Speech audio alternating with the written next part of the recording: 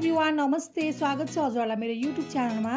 आज मैले लिएर आएकी छु एकदमै मिठो बफ अचारको रेसिपी जुन चाहिँ हजुरहरूलाई पनि अवश्य बनाउन आउँछ। यदि बनाउन आउँदैन भने पनि हजुरहरूले मेरो भिडियो हेरेर अवश्य पनि बनाउन सक्नुहुनेछ।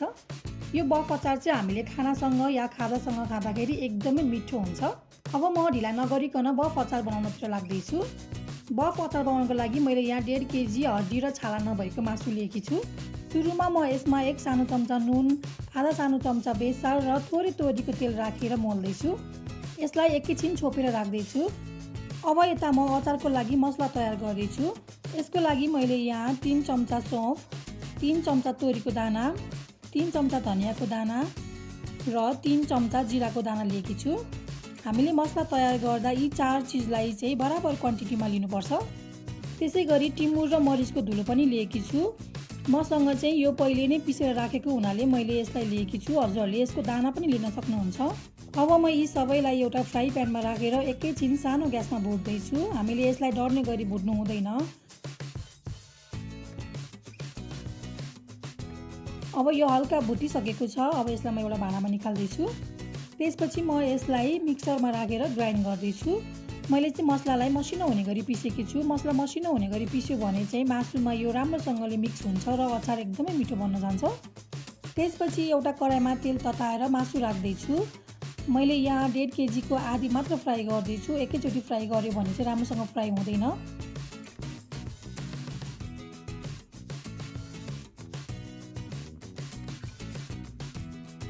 अब मासुलाई मिडियम टु हाई हिटमा म चलाउँदै फ्राई गर्दैछु। हामीले मासु फ्राई गर्दाखेरि डिप फ्राई हुने गरी फ्राई गर्नुपर्छ, नत्र अचार लङ टाइमसम्म राख्न मिल्दैन।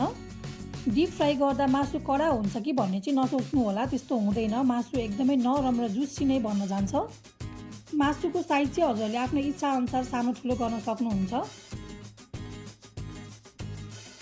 करिब 25 मिनट जति राम्रोसँग फ्राई गरिसकेपछि चाहिँ मासु यतिको रातो बनेको छ। अब यतिको रातो कलरको भएपछि चाहिँ हाम्रो मासु राम्रोसँग फ्राई भइसकेको छ। म यसलाई एउटा भाँडामा निकाल्दैछु।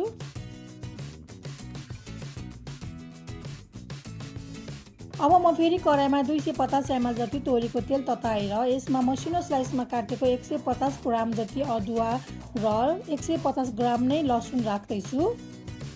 हामीले यसलाई पनि रातो कलरको हुँदासम्म फ्राई गर्नुपर्छ। यतिको रातो कलरको भइसकेपछि यसमा म 3 ठुलो चम्चा पिसेको मसला, 3 ठुलो चम्चा पिरो कम भएको भुटेको खुर्सानीको धुलो राख्दैछु। त्यसै गरी टिमुर र मरिचको धुलोलाई पनि यसमा राख्दैछु। अब यसलाई सानो ग्यासमा 30 सेकेन्ड जति मात्र चलाउँदै पकाउनुपर्छ। हजुरहरूले चाहिँ आफ्नो स्वाद अनुसार मसला र खुर्सानीको धुलोलाई थप घट गर्न सक्नुहुन्छ। त्यसपछि फ्राई गरेर राखेको मासुलाई पनि यसमा एड गर्दैछु। अब सानो ग्यासमा चलाउँदै 1 मिनट जति मात्र पकाउनुपर्छ। हामीले यसलाई धेरै बेर पकाउनु हुँदैन।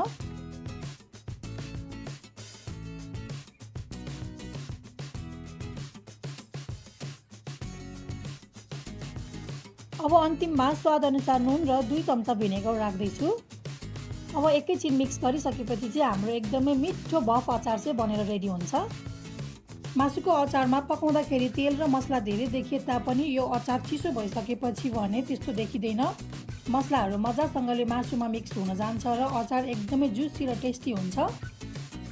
यदि हजुरहरूलाई पनि मासुको अचार बनाउँदाखेरि कति मासुमा कति मसला र तेल हाल्ने भनेर कन्फ्युज छ भने चाहिँ हजुरहरूले यो भिडियो हेरेर अवश्य पनि बुझ्नुभयो होला।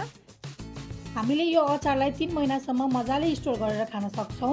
यो मासुको अचार चाहिँ बनाएको दिनभन्दा 2 दिनपछि खाँदाखेरि एकदमै टेस्टी हुन्छ।